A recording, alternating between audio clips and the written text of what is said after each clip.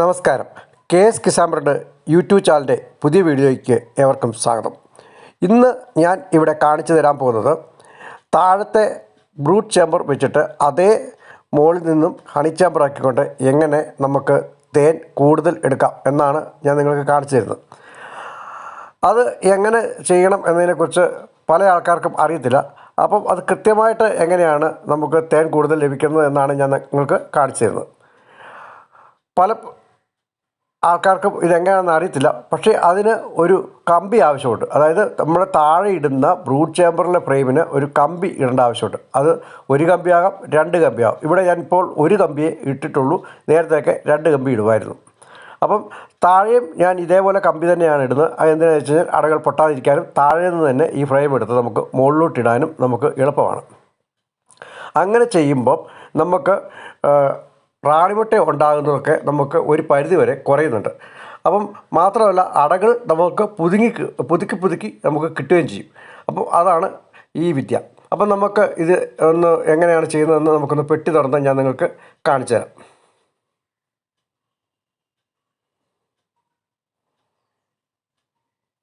ഇത് നിങ്ങൾക്ക് കാണാം.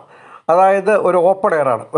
നമ്മളുടെ ഈ ഇരിക്കുന്ന പെട്ടികളെല്ലാം തന്നെ എൻ്റെ വീടിൻ്റെ മുകളിലാണ് ഇരിക്കുന്നത്. പല ആൾക്കാരും പറയും നമുക്ക് ചൂടൊക്കെ കൂടിക്കഴിഞ്ഞാൽ പെട്ടിയുടെ അടകൾ ഉരുകിപ്പോവും, മാത്രമല്ല ഇങ്ങനെ ഒരു മീഡിയം തണലത്ത് വേണം വെക്കാമെന്ന്. എന്നാൽ ഞാൻ ഇതുപോലെ ടെറസിൻ്റെ മുകളിലാണ് വെച്ചിരിക്കുന്നത്. ഇനി നമുക്ക് അകത്തെ കാര്യങ്ങളൊന്ന് പരിശോധിക്കാം. ഇപ്പോൾ ഇതിൻ്റെ മുകളിൽ വെച്ചിരിക്കുന്ന ഫ്രെയിമിൽ കണ്ടോ, ഇതുപോലെ ചെറിയ തോതിൽ അടകൾ പിടിപ്പിച്ചിട്ടുണ്ട്. ചെറിയ തോതിലേ ഉള്ളൂ. അതുപോലെ മുകളിലത്തെ തട്ട് ഞാൻ താഴേന്ന് വലിച്ചിട്ട ഫ്രെയിമുകളാണ്.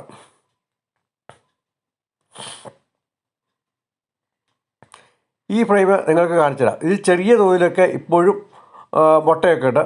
മുട്ട വിരിയുന്നതിനനുസരിച്ച് അവിടെ തേൻ വെച്ചോളും. പക്ഷേ താഴെ ഒരു ഓട്ടയുണ്ട്. ആ ഓട്ട നമ്മൾ അടച്ചിരിക്കണം. അല്ലെങ്കിൽ നമ്മൾ തീർച്ചയായിട്ടും അവിടെ തേൻ വെക്കാൻ ഇവർ വൈകും. അപ്പം അത് എപ്പോഴും ശ്രദ്ധിച്ചിരിക്കണം. മാത്രമല്ല നമ്മളിങ്ങനെ ഫ്രെയിം ഒക്കെ വലിച്ചിടുമ്പോൾ നമ്മൾ റാണീനെ നമ്മൾ നോക്കേണ്ടതുണ്ട്. താഴെ കൃത്യമായിട്ടും റാണി ഉറപ്പ് വരുത്തണം. അതുപോലെ ഇത് ഒരു ചെറിയൊരു അട വെച്ച് കൊടുത്തിരുന്നതാണ്. അതിപ്പോൾ അവർ ഇതുപോലെ പപ്പടം വട്ടം ആക്കി വെച്ചിട്ടുമുണ്ട്.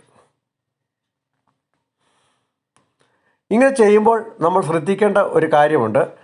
നമ്മൾ ഓരോ പ്രാവശ്യം നമ്മൾ എടുത്തിടുമ്പോഴും അവിടെ റാണിമുട്ട കെട്ടാൻ സാധ്യതയുള്ളതുകൊണ്ട് നമ്മൾ ആ റാണിമുട്ട കെട്ടിയിട്ടുണ്ടെങ്കിൽ അത് നിർബന്ധമായിട്ടും പറിച്ച് കളഞ്ഞിരിക്കണം. അല്ലെങ്കിൽ സെറ്റ് വിരിഞ്ഞു പോകാൻ സാധ്യതയുണ്ട്. ഇതും ഒരു പഴയ അടയാണ്. ഇത് നിങ്ങൾക്കിപ്പോൾ കാണാം. ഇതിനകത്തെ തേൻ നിറച്ചിരിക്കുകയാണ്. ഇതിനകത്തെ കുഞ്ഞുങ്ങളെല്ലാം വിരിഞ്ഞ് തീർന്നിരിക്കുകയാണ്. ഇപ്പോൾ അവർ തേൻ വെക്കാൻ തുടങ്ങി. അതുപോലെ ഇത് രണ്ട് കമ്പി ഇട്ടേക്കുന്ന ഒരു ഫ്രെയിമാണ്. ഇപ്പോൾ കണ്ടോ, ഇതുപോലെ വെളുപ്പിച്ച് വരും. അത് മാത്രമല്ല അകത്തി വെക്കുമ്പോഴത്തേക്ക് ഇങ്ങനെ തടിപ്പിച്ച് ഏകദേശം ഒരു ഫ്രെയിമിൽ നിന്ന് തന്നെ നമുക്ക് 4 ഫ്രെയിമേ വെക്കുന്നത്. അപ്പം 1.5 കിലോ തേൻ വരെ നമുക്ക് കിട്ടും. പക്ഷേ 1.5 കിലോ തേൻ കിട്ടണമെങ്കിൽ നമ്മൾ ഇതുപോലെ ഈച്ച വിരിഞ്ഞ ഫ്രെയിം വെച്ചാൽ നമുക്ക് കിട്ടത്തില്ല. കാരണം എന്താണെന്ന് വെച്ചാൽ അത് ഒരിക്കലും ഈച്ച വിരിഞ്ഞുകൊണ്ട് അതിൻ്റെ സ്പേസ് കുറവായതുകൊണ്ട് നമ്മൾ വെള്ള അടകൾ അല്ലെങ്കിൽ ആണീച്ചകളുടെ മുട്ടയുള്ള അടകൾ നമ്മൾ താഴേന്ന് എടുത്തിട്ട് കൊടുത്താൽ മാത്രമേ നമുക്ക് കൂടുതൽ വലിയ അറകൾ കിട്ടുള്ളൂ. ഇത് അതിൻ്റെ അവിടെ ഇവിടെയൊക്കെ നമുക്ക് കാണാം. ചില ഭാഗങ്ങൾ ഇല്ലാത്ത ഭാഗങ്ങളിൽ ഞാൻ വെള്ള അടകളൊക്കെ വരുന്നത് എടുത്ത് വെക്കും. അപ്പം മൊത്തം അവർ മുട്ടിച്ചിട്ട് അവർ തടിപ്പിച്ച് നമുക്ക് കൊണ്ടുവരും. നമ്മൾ ആദ്യം 6 അടകൾ അല്ലെങ്കിൽ 5 അടകൾ വെച്ചായിരുന്നാലും പിന്നീട് നമ്മൾ അത് 4 അടയായിട്ട് നമ്മൾ ഒതുക്കും. അങ്ങനെ 2 ഈച്ച ഒക്കെ അങ്ങോട്ടും ഇങ്ങോട്ടും കടക്കാൻ മേലാത്ത രീതിയിലാകുമ്പോഴാണ് നമ്മൾ തേൻ എടുക്കുന്നത്. നല്ലപോലെ ശരിക്കും സീൽ ചെയ്തിട്ട് എടുക്കുകയാണെങ്കിൽ നമുക്ക് 6-6.5 കിലോ വരെയും കിട്ടും. ഞാൻ ഒരിക്കൽ കൂടെ പറയുന്നു, നമ്മുടെ പുതിയ അടകളാണെങ്കിൽ മാത്രമേ അത് കിട്ടുള്ളൂ. പഴയ അടയാണെങ്കിൽ 4-4.5 കിലോയേ കിട്ടുള്ളൂ. അതുപോലെ ഫൗണ്ടേഷൻ ഷീറ്റൊക്കെയാണ് വെക്കുന്നതെങ്കിൽ നമുക്ക് 4 കിലോയും കിട്ടത്തുള്ളൂ.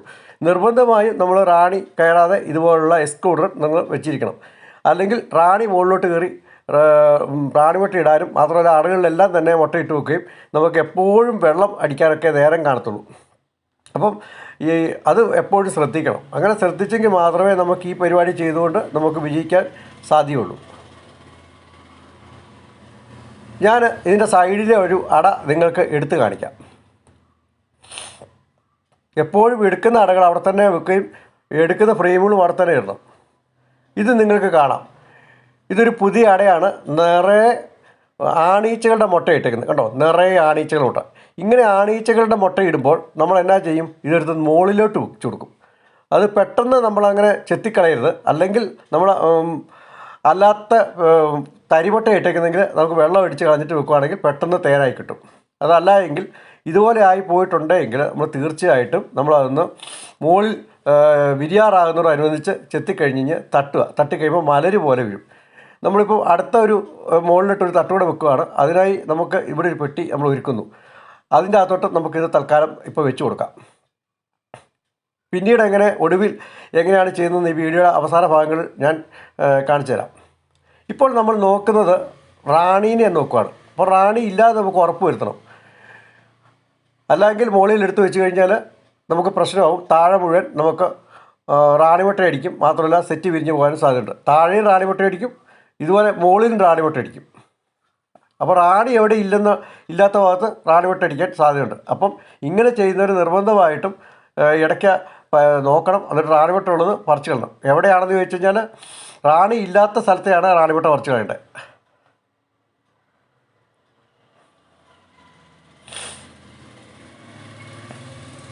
ഇത് നല്ലൊരു അടയാണ്, നിങ്ങൾക്ക് കാണാം. നല്ല അടയെന്ന് പറഞ്ഞാൽ നല്ല വൃത്തിക്ക് മുട്ടയിട്ടിരിക്കുന്ന ഒരു അടയാണ്. എന്നാൽ അതിന് തൊട്ടിപ്പുറത്ത് കംപ്ലീറ്റ് ആണീച്ചയുടെ മുട്ടയായിരുന്നു. എന്നാൽ ഇതിൽ നോക്കിക്കേ, നല്ല രീതിയിൽ അവർ മുട്ടയിട്ടു. അപ്പം സെറ്റ് പിരിയാനുള്ള പ്രവണതയോട് അടുക്കുമ്പോൾ ഇതുപോലെ തേനീച്ചകൾ കണ്ടമാനം ആണീച്ചകളുടെ മുട്ട അടിക്കും. ഇപ്പോൾ നമ്മൾ റാണിമുട്ട പരിശോധിക്കുകയാണ്. റാണിമുട്ട എവിടെയെങ്കിലും ഉണ്ടോ എന്നാണ് ഇപ്പോൾ പരിശോധിക്കുന്നത്.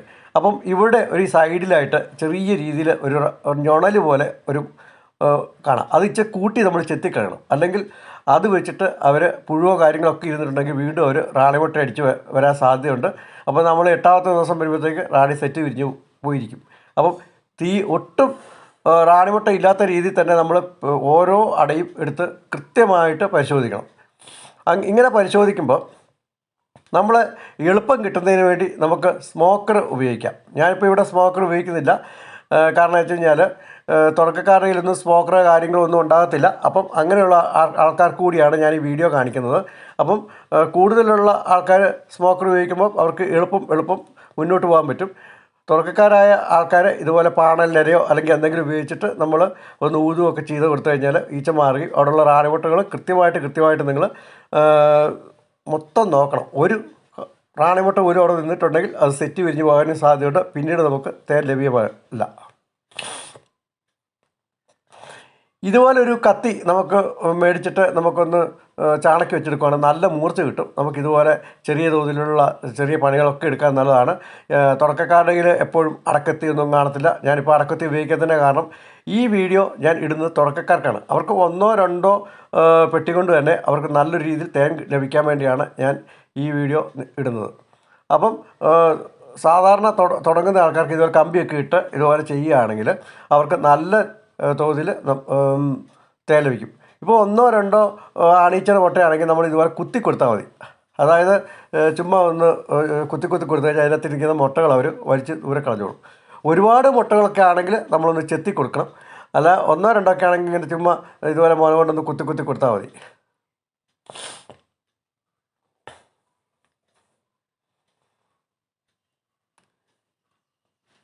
ഇങ്ങനെ ചെയ്യുമ്പം നമുക്ക് താഴേന്ന് അടകൾ മുകളിലോട്ട് പുതുക്കി കിട്ടും.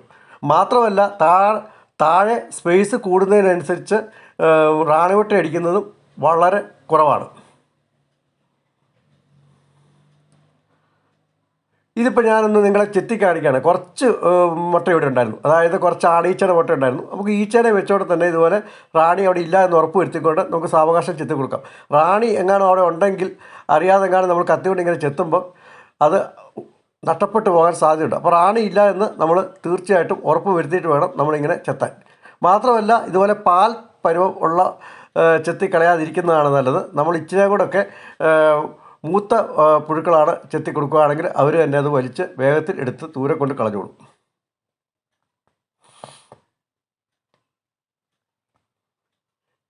എപ്പോഴും നമ്മൾ ഇങ്ങനെ ചെയ്യുന്നതുകൊണ്ടുള്ള ഗുണം എന്ന് വെച്ച് കഴിഞ്ഞാൽ ആ താഴെയും മുകളിലും ധാരാളം കുഞ്ഞീച്ചകൾ നമുക്ക് കിട്ടും. കാരണം മുകളിലോട്ട് നമ്മൾ അട ഇടുന്നതിനനുസരിച്ച് നമുക്ക് ഈച്ചകൾ കിട്ടും. നമ്മൾ സാധാരണ അല്ലാതെ ചെയ്യുകയാണെങ്കിൽ നമുക്ക് താഴെ വിരിയുന്ന ഈച്ചകൾ മാത്രമാണ് മുകളിലും പോയിട്ട് തേൻ വെക്കാൻ കിട്ടത്തുള്ളൂ.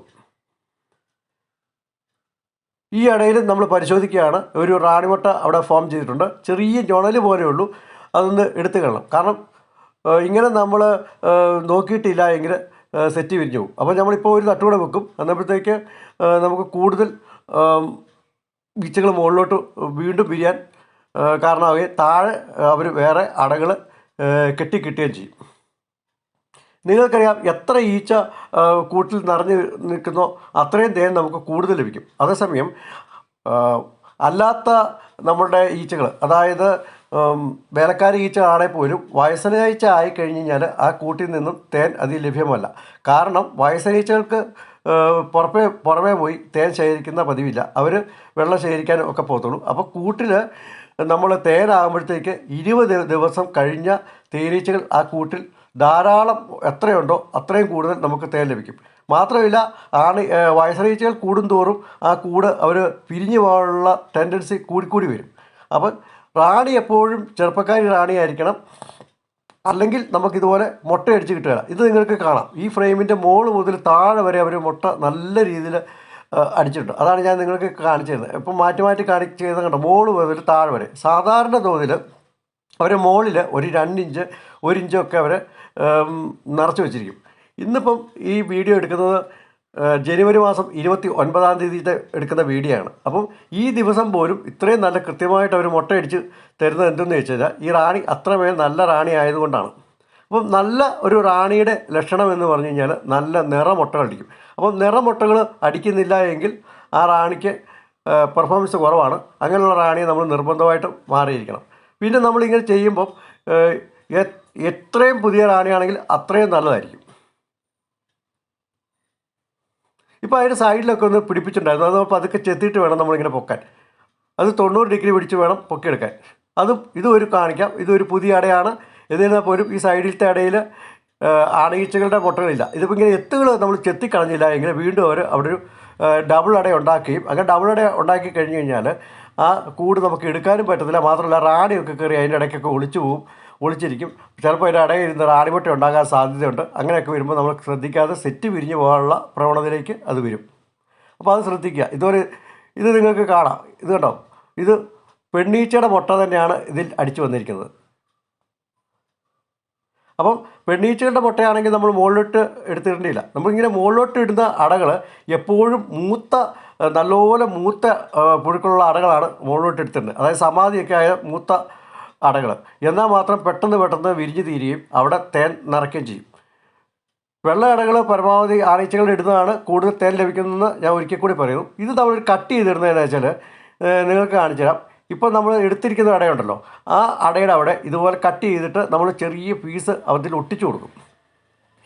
ഈ കട്ട് ചെയ്ത പീസ് ഒട്ടിച്ചു കൊടുക്കുന്നത് എന്തിനാണെന്ന് ചോദിച്ചു കഴിഞ്ഞാൽ, ഇവർക്കൊരു ഫൗണ്ടേഷൻ ഉണ്ടെങ്കിൽ ആ ഫൗണ്ടേഷനിൽ പെട്ടെന്ന് പിടിച്ച് ഒരു താഴോട്ട് അടകൾ കിട്ടും. അപ്പോൾ ഇങ്ങനെ ഒട്ടിച്ചു കൊടുക്കുന്ന അടകൾ വെള്ള അടകളാണെങ്കിൽ നമുക്ക് ഒട്ടിക്കാനും എളുപ്പമുണ്ട്. മാത്രമല്ല അവർ പെട്ടെന്ന് അടകൾ താഴോട്ട് പിടിപ്പിച്ച് വരികയും ചെയ്യും. തേൻ സീസൺ ഒരു പകുതി ആയിക്കഴിഞ്ഞാൽ തേനീച്ചകൾ പിന്നീട് അടകൾ പിടിപ്പിക്കത്തില്ല. കാരണം എന്താണെന്ന് വെച്ച് കഴിഞ്ഞാൽ ആ സമയത്ത് തേൻ വരുന്നതുകൊണ്ട് അവർ തേനെടുക്കാൻ പോകും. അപ്പം തേൻ സീസണിന് മുമ്പായിട്ട് തന്നെ നമ്മളുടെ ഈ പടയിപ്പിക്കുന്ന പ്രക്രിയ പൂർത്തിയാക്കിയിരിക്കണം. അങ്ങനെ പൂർത്തിയാക്കിയിട്ട് ഇല്ല എങ്കിൽ നമുക്ക് അടപടത് കിട്ടത്തുമില്ല. ലാസ്റ്റ് നമുക്ക് തേൻ കാര്യമായിട്ട് കിട്ടാതെ പോവുകയും ചെയ്യും. ഇങ്ങനെ നമുക്ക് ചെയ്യുമ്പോൾ നമുക്ക് ഇതുപോലെ തന്നെ ബ്രൂട്ട് ചേമ്പർ മുകളിലോട്ട് 3 എണ്ണം വരെ നമുക്ക് നേരത്തെ തന്നെ ചെയ്യുന്നവർക്ക് വെക്കാൻ പറ്റും. മാത്രമല്ല റാണിമുട്ട അടിക്കുന്ന പ്രവണതയും കുറവാണ്.